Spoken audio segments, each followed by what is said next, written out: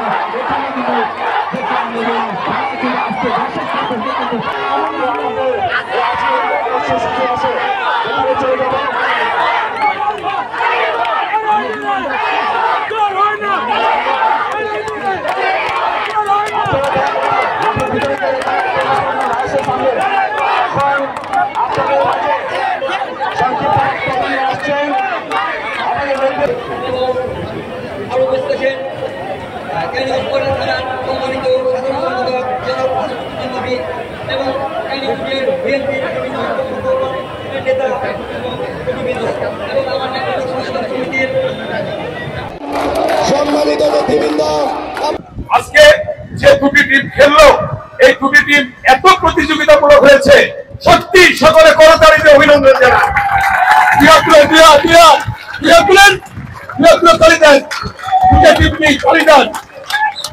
খুব প্রতিযোগিতামূলক হয়েছে, দুটো টিমই ভালো খেলেছে। দুটো টিমই আমাদের কেরানীগঞ্জের সন্তানেরা। এই সন্তানরা একদিন দেখবেন আন্তর্জাতিক ভাবে খ্যাতি সম্পন্ন হবে আল্লাহর রহমতে। আমাদের আজকের সবার সভাপতি সাহেব অনেক কষ্ট করেছেন, তার প্রতি সম্মান জানিয়ে এবং আমাদের নেতৃবৃন্দের উপর সম্মান জানিয়ে আমার বক্তব্য এখানে শেষ করছি। আল্লাহ হাফেজ। বাংলাদেশ জিন্দাবাদ। ধন্যবাদ সকলকে। মালিক বৃন্দরা মিলে রানার্স আপ ট্রফি দিচ্ছেন।